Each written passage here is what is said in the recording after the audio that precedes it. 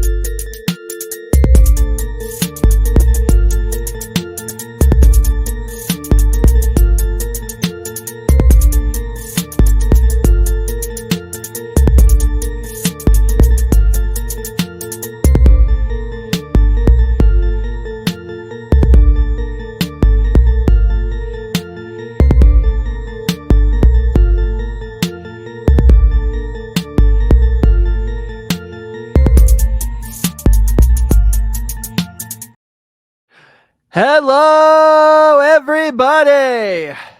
My What name up? my name is Tim Daniel.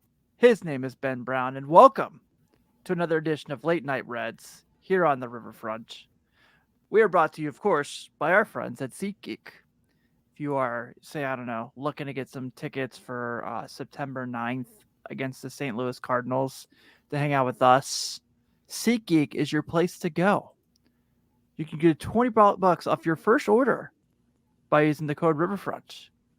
And you can come hang out with me and Ben and the crew while we watch the Reds hopefully beat up on the Cardinals. So, yeah, do that. We definitely would Yes. appreciate it. Yes, And also, absolutely. while we're also plugging things because that's what we do here, I'm sure you've heard about it. We've talked about it quite a bit, but September 9th, 4 p.m. at the Stretch at the Banks, Riverfront 500. 500 episodes of the Riverfront, and they said, Woo! I guess we'll invite Tim and Ben on to come talk for a couple minutes. That could be hey, dangerous. yeah, I was gonna say, watch your Ah, steps. yeah. But we're excited. I'm very, very pumped. I know it's gonna be a really fun couple days to have everyone in town. Really excited. Hopefully still in the playoff hunt by then. We're gonna talk about that a little bit, a whole lot more. Ben, how was your weekend? My weekend was great. Started off on Friday night. Actually, started off Thursday. My good friend Greg Neiman, who coaches at Lloyd, who hosts the Bengals show. Their team got a big win. I went over there and supported them Thursday night. It was really cool to see. And then Friday we traveled to Bardstown, and our team opened up, and we got a big win. So the weekend started off great. Been running around a little bit, but it was good, man. Things were good. We just life was good. We're just busy and volleyball, football life from here until October. We just run it. Yeah, we started Iris's first swim lessons this week, so we've Oh, you can do that? yeah, man, and it's awesome. She is like, okay, I know we're gonna talk baseball. Don't worry, Yeah, we're gonna yeah, get into yeah. it. I'm interested in the swim But lessons. how quick babies catch on to like, oh, I have to kick my feet to survive in water was mind blowing. Get out of here. Yeah, it was cool, I man. I mean, I always knew babies could float, but I didn't. I guess it's just natural instinct getting it. Yeah, so Interesting. it was great, man. It was awesome. None of us had as great of a week as Sydney, though, who came back from Walt Disney World today, and was like, "I'm back from Disney World. I'm gonna go to the Reds game." So Oh yeah, that's what we do, I guess, in these parts. I'm dying to get back to Disney World, man. Dying to get back. Uh, that's your one of your that's your all yeah, it's time like my favorite happy place to that. place. It Yeah, is. for sure. But we're happy to make the stretch our happy place if you guys want to come hang out with us Saturday, September 9th at 4 p.m. for Riverfront 500. Yeah, would love to see you guys, man. Like it's exciting. I know I'm new to the show. I'm 3 or 4 weeks in, but I'm excited to see people down there. I'm excited to be a part of the show, and I'm excited to see all the people that watch us every week and are part of our late night Reds family. It Yeah, should be a fun time. yeah, absolutely. Well, this weekend had some highs and lows. Obviously they go 1-2 against the Blue Jays. Hmm. No one's gonna fault anyone for not beating the Blue Jays at least 2 to 3 times. They're Yeah. pretty awesome. But Yes. there were some things that happened here. Let me go ahead and take down this stretch live thing. Um, we had Christian Encarnacion Strand hitting the walk-off on Friday night on Apple TV.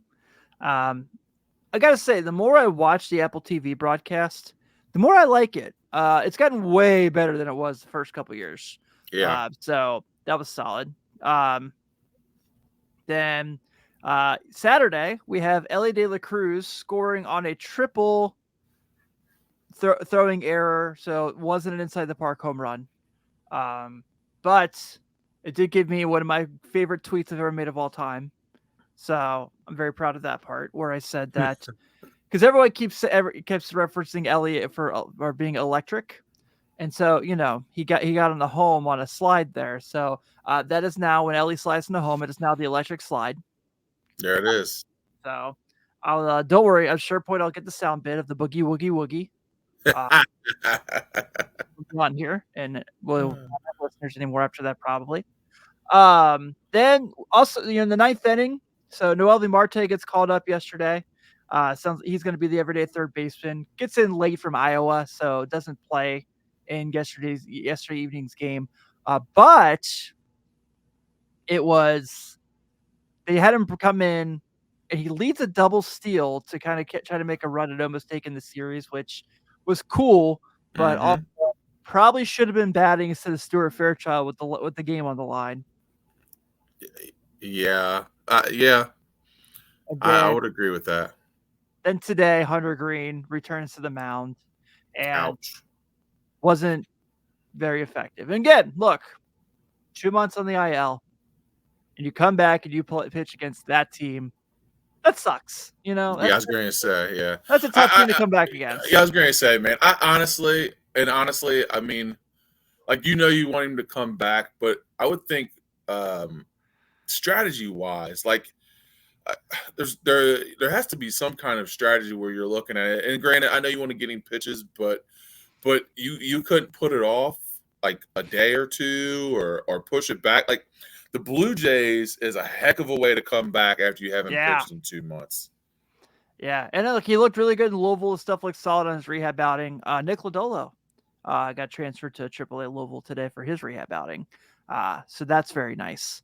But I think that, in a series like this, 2 of the 3 games were very competitive. Today was just kind of a mixed bag of, it's baseball. It happens, Hmm. right? It just so happens that it sucks that it was guys like, how it sorry. It sucks that the Cubs and Brewers also won these games this weekend too. Yeah. Where like the whole situation where they're in Texas and you're like, oh, they're going to the Rangers. They're for sure at least losing 2 out of 3, and they Right. go and win that series. You're like, piss off. And Right. then the Cubs are going to get wins against the freaking Royals, obviously. But Hmm. the Cubs didn't play very good there for about a week and a half, so it felt like there was a chance to kind of get in. But it's baseball. It's the like we said, it's the Blue Jays. Bo Bichette just had to come back and hit a home run today. Right. Is he like the weirdest looking dude in baseball? He's a strange looking dude. His dad was a strange looking dude. If you Yeah. remember Dante Bichette, he looked odd himself. Like, Dante Bichette was a weird looking dude. Dante Bichette was the precursor signing to Ken Griffey Jr. Yep. So I don't know if a lot of people remember Dante Bichette played the first half of the season on the 2000 did. Cincinnati Reds. Yep, I he believe sure was did. traded to the Red Sox. Yeah, I think Yeah, so. because Denny Nagel, I'll never forget the Denny Nagel to the Yankees trade. Drives me crazy to this day. Do you remember who the Reds got in return in that trade? Oh gosh. You probably don't. won't, and that's okay. I agree. Say I don't. Former University of Michigan quarterback Drew Henson. Drew Henson.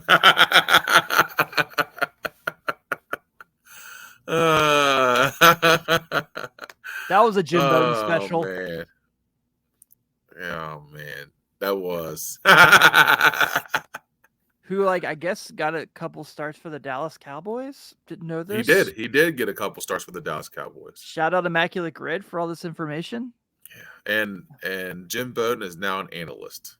Yeah. So you can see where that went. Uh-huh. Yep. He had stuff in Washington there, though, before he was an analyst, so. Yeah, it's still trash. Yeah. Yeah, we'll go with that. So the idea of this week's show, we're going to get into some news, is, and also got to shout out one of our Patreon members who made this amazing graphic for us. That's dope. Shout out Mike Perry. So the Red System, after all these call-ups, everything that's happened this year, are still ranked 5th overall. And I've talked to a couple people. Carrick Melvin is in the chat, runs a great Facebook group. I mention it every time he's in here. We're kind of talking about the Reds, called the Reds Farm Report, where you can kind of see everything going on. Like, he's reporting what's going on in the Arizona Cactus League. He's reporting everything going on, so you know every level what happened that night, which I really appreciate. Helps us out a lot. Carrick was one of the guys that was like, I think 5 might just be a tad too high, not insulting the talent they have, but with all the graduations they've had to the big league roster. But they're still managed to put something together, and Nick Kroll is still the Thanos of collecting prospects. As you see by this graphic. Chad, Nate, all right, look, when you guys edit this later and you're going to make the thumbnail, please make sure that this image from Mike Perry from the Riverfront Patreon is going to be in the YouTube thumbnail. We would really appreciate that. But yeah, there's still guys coming. I think they're probably, for this point, they're done. Carrick mentions. Yeah. Looks like Stuart Fairchild is probably going to be missing some time after today. Michael Ciani looks like he's going to be making the trip up. And TJ Antone apparently had an extension in his rehab. Vladimir Gutierrez got returned from his rehab assignment. So everything we reported last week, Ben, doesn't matter. Doesn't matter. Yeah. Does not. I saw that, was it Lance McAllister was talking about? I guess the rumor is, so Sydney asked about Rhett Lauder, the Reds' first round pick this year to Wake Forest. Mm-hmm. I guess because of how many innings he pitched this year, they're shutting him down for the season. And it sounds like he might be starting next year in Double-A Chattanooga, is the rumor going around. Really? Yeah, which for those, like, this isn't MLB The Show's Road to the Show. You don't just start in Double-A. That's not how this works. Like, it's not at all. You gotta be pretty damn good to do that. So they must feel like he's got it going. Well, the hell, the Angels just called up the kid that they drafted this year, and he's playing on the big league team already. Yeah. Yeah, so he must have had a lot of positives going to make that move that quick, and for them to feel that sort of way to shut him down already. They must see something special in him to where they don't want to, I guess, hinder his progress by throwing him too many innings when they know he's going to be a pretty good prospect and do a good job next year in Double-A. Which usually when you make it to Double-A, if you have about 5 to 6 good starts, that means you'll hit the Triple-A, and he could be another guy that bolsters our pitching here in the next year and a half or so. Yeah, I think that's kind of the strength at this point now, since obviously McLean, Elly, now Noelvi's up. It's going to be like the Connor Phillips, the Rhett Lauders, those guys here. Not that this guy's on that list, but Brett Kennedy on a spot start Friday night. I know you were coaching a football game. Yeah. So I know it was a little harder for you to kind of know what was going on. But man, really impressive. Really, really impressive for a guy who was like, hey man, we're throwing you in there to start today. Just get as many outs as you can. By the way, it's the Blue Jays. Right. who have I know they're down Bo Bichette, and he's coming back tomorrow, but just do your best. And he was like, how's 5 shutout innings? They're like, that's great. That's great, man. We'll take it. Yeah. So that was pretty awesome. But, I think yesterday's game was really, really fun. I think David Bell managed himself out of the game by having Noelvi Marte pinch run instead of bat with a chance to win it. But, that happens, especially with David Bell. But there's a lot of things kind of going on with this roster now. And we're kind of getting to this stretch. They're still in the running, no matter how we look at it. We know for sure they're not going to lose 100 games this year. I was at the Guardians game on Wednesday when they clinched that. Matt McClain hit a bomb that night. Yes, he Oh, did. mother of Lord. Thanks, Sydney, for Yes. those tickets, by the way. That was pretty great. Sean and I went, and this is kind of Oh, so okay. Sydney has one season ticket, so she has like one seat. Yeah. I somehow managed to find on the Reds website the seat right next to her for Sean. So it wasn't Oh, like we were that's like dope. wasn't like I was here and he was there. So that Over kind of worked there. out. Yeah. But this is kind of where you're in the nitty gritty now, right? Yeah. And You're so, late August. Yep. right. So things are getting fun. And now you have this West Coast road trip coming up against the Angels and the Arizona Diamondbacks and Mm-hmm. the Giants, I think, are in there as well. Oh boy. Here's the real Oh yeah. question. We're dads who are old men who have full-time jobs, so we have to get up in the Mm-hmm. morning. How many innings are we going to watch live of this series? Oh, you know what? The only the Angel series I may be okay because it's a 9:38. Um, the Giants I may get one, maybe two innings. Angels I may get one or two. Yeah, but that's starting to hit the bedtime there, so it gets a little hairy. Yeah. But the good thing is, well, I know we'll get to this, but that Angels third game, that's an afternoon game. That's a 4:07 start, which Thank goodness. thank goodness we can, I don't we have can to see watch the it while I'm working. yeah, we can see the guy. You know Hmm. what I mean? So Yeah, as Sydney says here, future red that will be going against that day. that's it, Sid. Hey, speaking into existence. That's what she do. That's what she do. Um, I really love Pat Maguch's comments tonight here. He's talking about he said his mom let him go to the stretch earlier. You were a couple weeks early, 3 weeks to be exact. I was going to Um, say, yeah, and then he took Saquon Barkley with the first overall pick. Ben, you're a Giants fan. I'm sure you I am. appreciated that. Oh So yeah, that's yeah. yeah, He's playing for a contract. He's going to be motivated. yeah, for sure. And then he said he got stung by a bee today, and that little asshole got him. Well, I'm very, very sorry about that portion. Hey, got to take your ups with your downs. You know what I mean? Got to Yeah, take your ups with your downs. It's tough. yeah. It's I tough. feel like Saquon this. Barkley, bee sting. You know? I feel like this West Coast road trip could be make or break, and it's frightening at this point. No matter what, this is a successful year. Um, Absolutely. And I think that's Obviously, yeah. I think that's where we can't lose sight. Like it is make or break for us in order to set our playoffs, but we can't lose sight of how successful this year has been, regardless of what we do on the West Coast. yeah. I do think the expectations have certainly changed with how competitive they've been, and Mm-hmm. they should. You know, Mm-hmm. they for sure should. Any team who has a run like this absolutely should. Um, I don't think no matter how things shake out the rest of the year that it's a failure by any means, but Mm-hmm. I want to win, damn it. And Yeah. I think the guys want to win.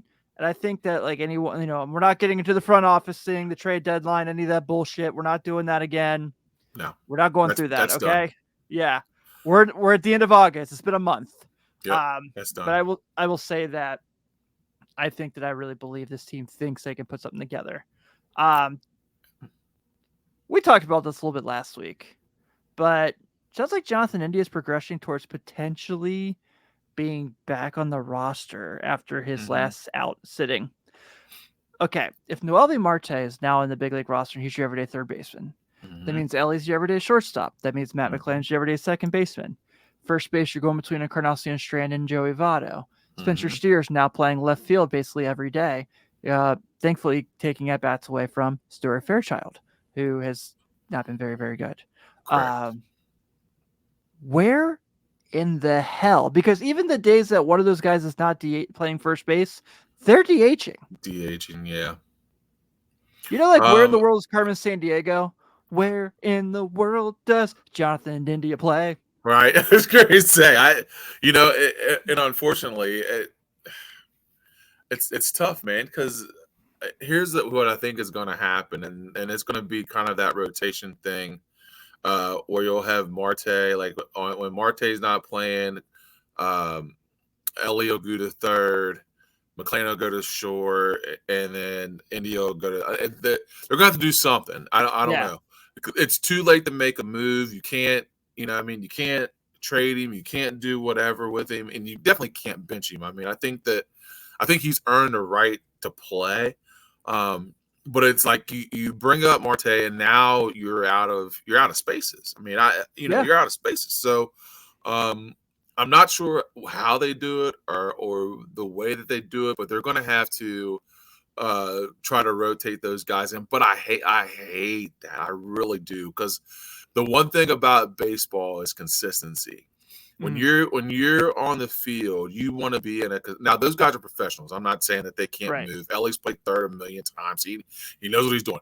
But it's the consistency. It's that every day knowing that McLean's on this side and Marte's on this side, and they're getting consistent reps with one another. So I hate when you got to move guys around unless there's an injury or something happens. But if you think about some of the best like infields and guys that have played, it's all guys that have played multiple years together that have that rhythm and that feel of being around one another. So as much as I love India, and much as I love the other guys, like for now, it's probably going to have to be a rotation of guys. And as much as I don't like that because you're losing that consistency, I don't think they have another choice. I mean, you can't just say, all right, well, India's just going to ride the bench. I mean, you can't do that. Or you can't put Marte on the bench because you just called him up. I mean, you got to see what the kid can do. So, I mean, you know what he can do, but getting major league at bats are important for him right now. So. Yeah, I agree. And it's also, I think the other thing to kind of point out here is, we are getting towards the end of August, which means we hit that point in September 1st, the rosters expand. Yep. But it's not like it used to be. It's not like you bring up 15 guys anymore. Right. I think you get like, what, 4? I thought it was 4. 3 or 4. I thought it was 4. Yeah, somewhere in there. Yeah, it's not. It's definitely different. Right. And so it's like, okay, so India is probably one of those guys who's able to play. Sydney brings in Jake Fraley, which we're going to talk about here in a second. Barrero, Senzel, are they guys that come back to the big league roster at that time? I would assume so. Have nothing set in stone as well. I know Carrick is pushing for the moon for Blake Dunn. But he kind of mentions here, since Chattanooga made the playoffs, probably won't see Blake Dunn until that runs over. Right. Sydney says it might be 2. She might be right, actually. People know this stuff better than I do. Ooh. Oh, if it's 2, then yeah, like that's probably Barrero in India at that point. And yeah. Pat Magooch brings up a good point. Would for sure love a starting corner outfielder this offseason. I'm going to speak Lane Thomas into existence. Oh gosh, bro! Bring him over. If we could pull that off, that would be incredible. Yeah, that would be incredible. He's played so well this year. Dude, he's been awesome. He's been annoying when you have to play against him. Right. But if you're watching from afar, he's really good. Yeah. He's really fun to watch. Sydney brought up the point earlier. So Jake Fraley, the report came out yesterday. He's going to need surgery on his toe. But they said he was given the opportunity, that he had the choice to say if he was going to try to come back and help the team out. Bro, you and I, big time fans of former Cincinnati Reds baseball player and NFL Hall of Famer, Deion Sanders. Yes. We know that he had a toe injury that basically ruined his career and also got part of his foot amputated not too long ago. Yep. Okay, we're not going to go that drastic here. I don't think this is that kind of situation. No. But Fraley says that he's going to give this a chance. But here's one thing. Great, because the team definitely needs him, especially against right-handed pitching. He is a destroyer of right-handed pitching. But you just talked about this literally seconds ago about how the hell are they going to fit all these guys in with all these spots? Yeah. What he can't not play, and right. He's but what's this look like? Is this a situation where? Him and Will Benson against right-handed pitching, they both got to be in the lineup. Right. The Strand get the day off that day, and one of them DHs. Yeah. I honestly, and this is just speaking from the injury perspective, um, I, I've had turf toe in both toes. Ooh, And it's a terrible pain. So he says he wants to come back and play, but man, it's a lot because that stuff is super painful. Um, but as far as fitting in the roster, like you said, I mean, against right-handed pitching, like he has to be in the lineup. So then, yeah, like, who do you move out? Who do you sit? I mean, it's a gift and a curse, I guess. I mean, like it's a good problem to have, yeah, but it's also like it's almost lightweight annoying. Like like I don't know. I just think that I don't know. I just have a weird feeling that like you're gonna lose something by trying to do everything, if that makes sense. yeah, yeah. So It certainly makes it an interesting dynamic. But this is also a team right now. They're 4 games out of first in this division. mhm. They are what, like a half a game out of the wild card right now. Yeah, I think so. They're a game out of the wild card. Okay, so these Diamondbacks games mean a lot now. Yep. City mentioned bringing back Jason Vossler. I do not like it. I will not speak of it. Matt Reynolds. Matt Reynolds has had a low key, pretty nice year in AAA Louisville. I don't know if people have seen the numbers. They're Yeah. pretty solid. Yeah, he's been tough. Yeah. So he's been solid there. But yeah, man, it's like I said, it's a great problem to have, but it's also like, if this was beer league softball, we'd be set. Oh yeah. Jake Running Fraley in back. right, left center field, Will Benson in left center. Mhm. Yeah, We'd have it covered. right. No doubt. But I don't, it's certainly not the case. So it's going to be roster crunching at this point. Obviously, is very exciting Yeah. because of what this team has done. They're 2 wins away from their over/under at the beginning of the year, the 66.5. So feel pretty good Yeah. about them pulling off 2 more wins. I like our chances there. Yeah, I think we're gonna But be all right. yeah, so let's see. But Let's talk about. you do bring up a great point though. Like the ups and downs of this season were completely unexpected because we expected more downs than ups. Mhm. And if you look at it now, like you said, we're 4 games out of first in the Central, and we're a game back in the wild card. Like, I mean, who would have expected that? I mean, it's here we are at the end of August, and we're still competing for the playoffs, which is what we wanted, right? I mean, we wanted our Yeah, team to be, we just wanted a shot at it, and that's where we're at. So good yeah, stuff. I agree. Luke Weaver got DFA'd finally. What was your what was your thought process there? I got a lot of DMs this week and mentions that they feel like people felt like the Reds probably could have won more games with Brett Kennedy in the place of Luke Weaver. And I'm not here to say that's true or false, Right. but Brett Kennedy was also pitching for the Long Island Ducks Yeah. before the Reds found him this year. So, very high level independent league baseball, not insulting the Ducks by any means, No, not but at all. that's kind of a hard thing to say. Like, yeah, he Yeah. looked really good against the Blue Jays, but I went down and watched him pitch against the St. Paul Saints, the Twins AAA affiliate, and he was not fooling anyone that day. So, Right. And yeah, it's hard to say that. You can play that game with a lot of people. Oh, we could play this guy instead of that guy. You know, it kind of is what it is. It's a trial and error. I mean, um, Luke Weaver. I mean, he did what he could. I mean, this is what it was expected of him. So, yeah, um, to say that we could have started this guy or that guy, you're not. I mean, that's not even like that's kind of a mute point at this point. You know what I mean? So what's happened needed to happen, and now you move on from it. yeah. I loved what Chad and Chris Garber were talking about Thursday. I don't know if you caught the Friday Riverfront episode this week Mm-hmm. where they were talking about Luke Weaver, and he Yeah. goes, "Yeah, he's awful at the major league level, but he's still one of the best pitchers in the world." It's like, Right. yeah, Yeah. pretty I mean, true. it's true. Like people are like, so and so is terrible. I'm like, dude, you play Major League Baseball, you're not terrible. Like you're Right. you're winning at life. I mean, like you're doing okay. There's something Richard Jefferson said one time that always stuck with me, and it's something I always like put in context when I think about like when I want to like bash a professional athlete. Mm-hmm. And he said something on a podcast where he said, "Are you aware how good you have to be at basketball to suck in the NBA?" Yeah. And that's kind of what I like put a tire to Luke Weaver. Yep.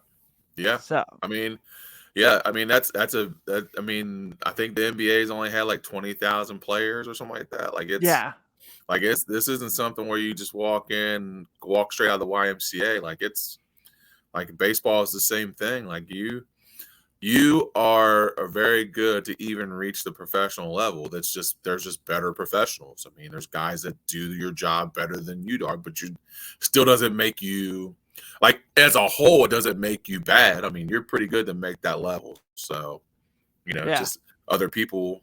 There are other people that are at that level that are better at that level. So That's one of the things I always really enjoyed when Carlos was working with us full time. Is obviously he pitched in the big leagues. He was in double. mm-hmm. He was one of the guys that called up from the Double A straight to the big leagues. Yeah. And they always say like if you can play in Double A, you can play in the majors. Like that's kind of like the bar of talent level.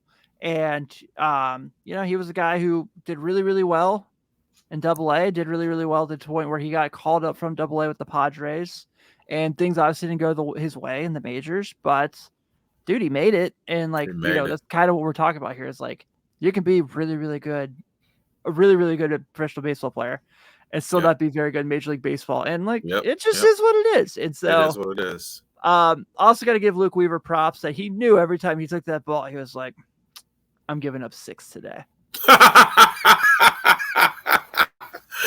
Sheer confidence. Yeah, he's like, I'm going to throw my best stuff. But some of my best stuff's going over in left field over the wall.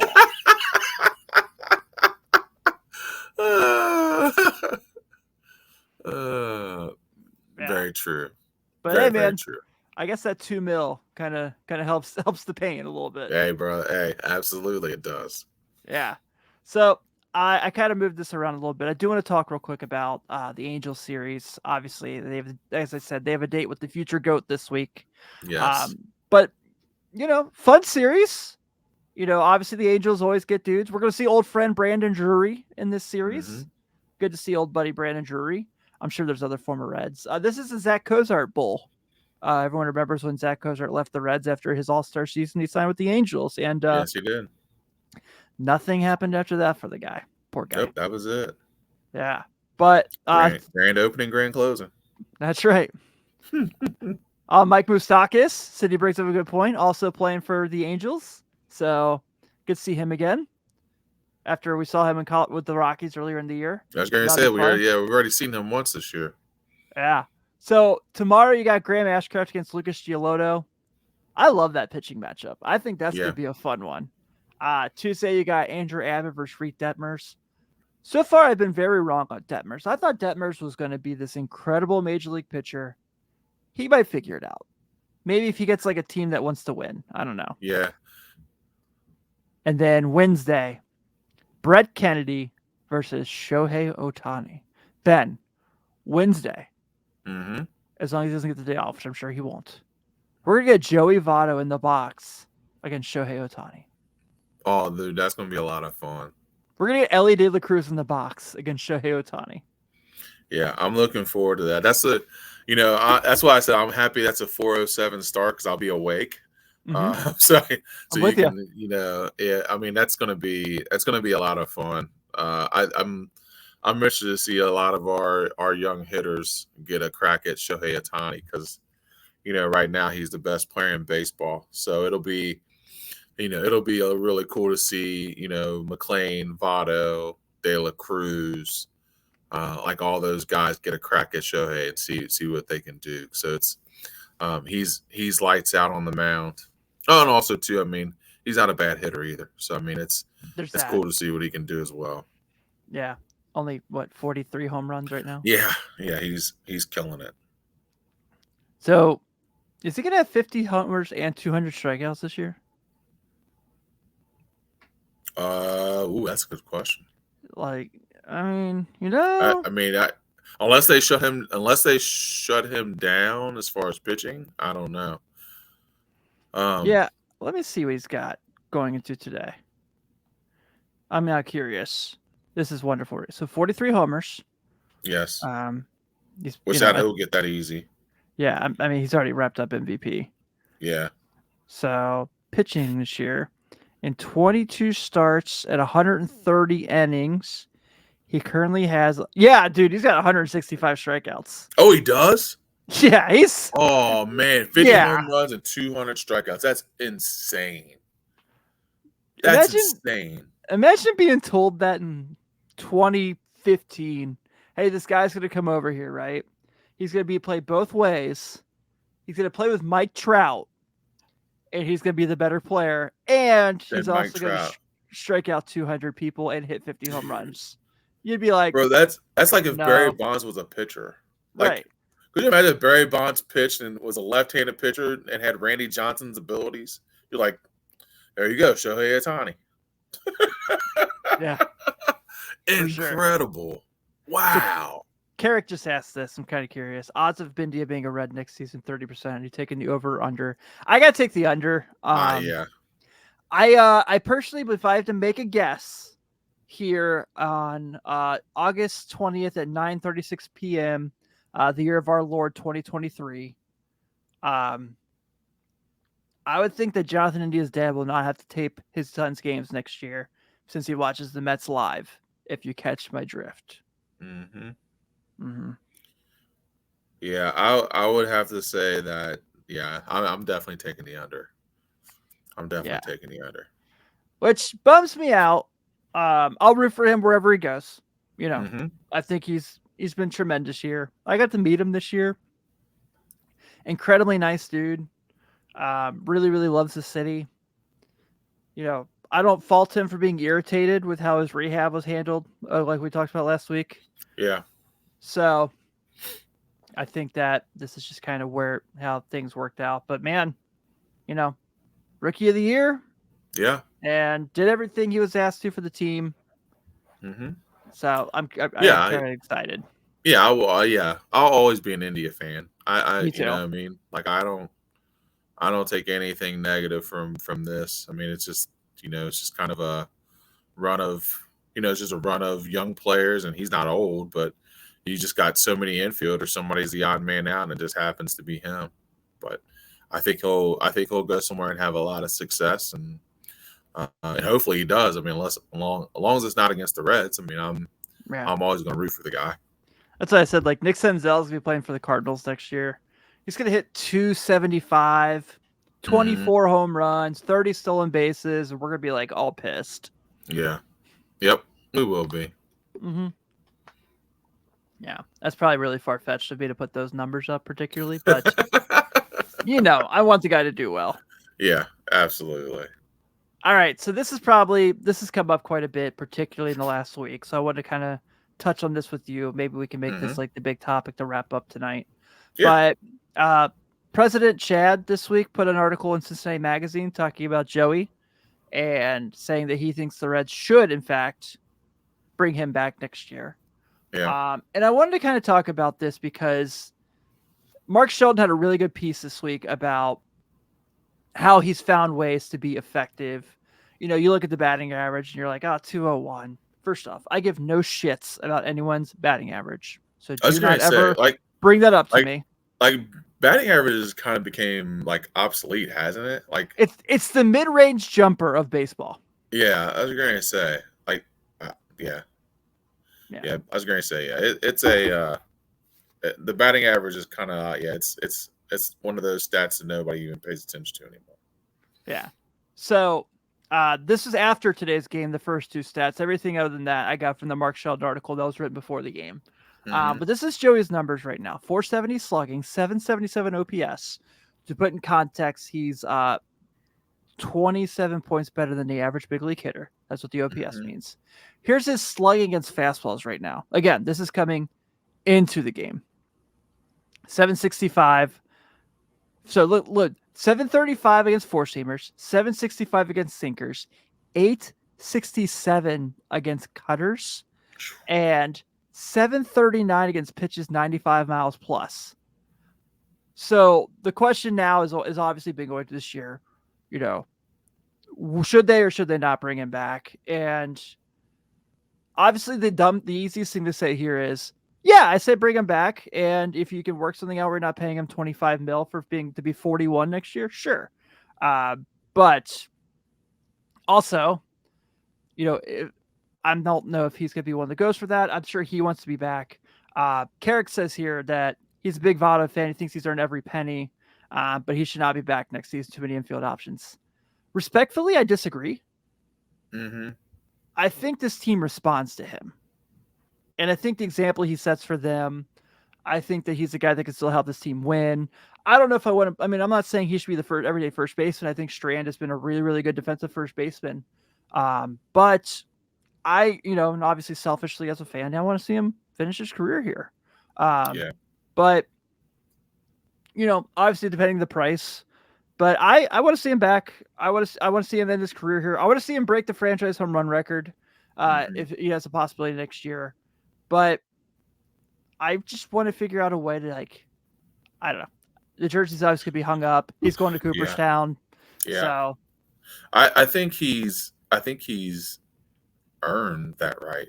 I mean, I know it's weird to say, but I think he's earned that. Like I think he's earned the right to be able to negotiate a contract, to be able to stay and be able to great points and provide veteran leadership. And also too, it's not like he's a detriment to the team. Like he is still producing. He's still he still has a positive impact. He still has been positive for the game. The young players, they love him. Like he wants to be around them. He has not said one detrimental thing about the young players that he's been around. He's been nothing but positive.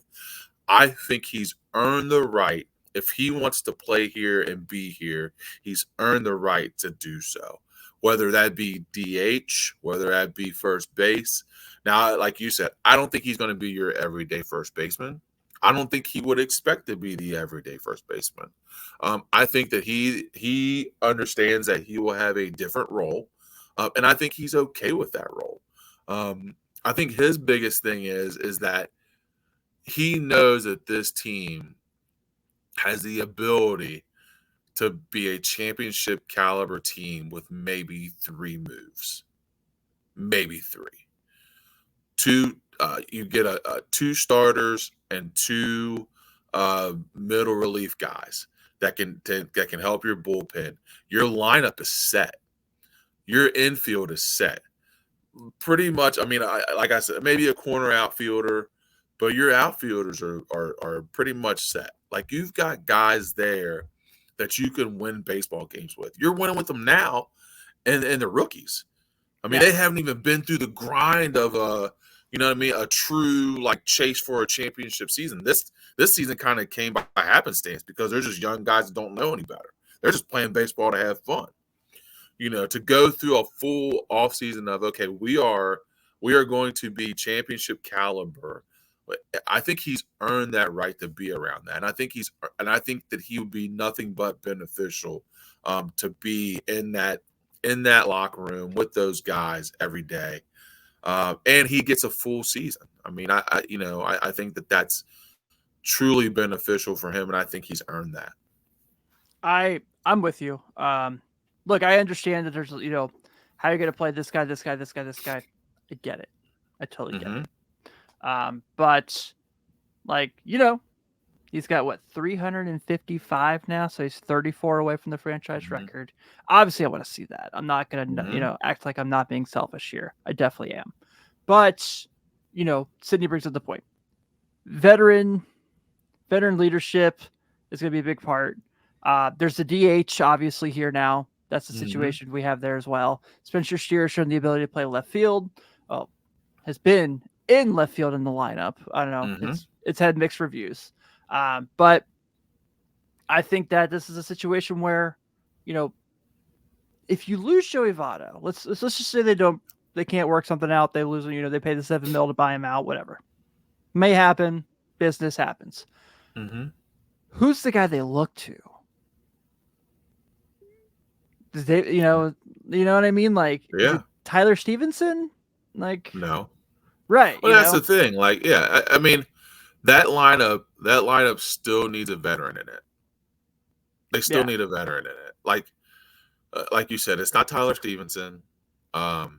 It still needs a guy there every day with those young guys. That's a great point, Tim. I think he is so valuable to what they are and what they want to be that I think that letting him go or not having him around, you lose some of that guidance and that leadership. So I mean, just on that alone, I think it's you rework his deal, you do what you have to do, and I think he's earned that to be here during next year's run.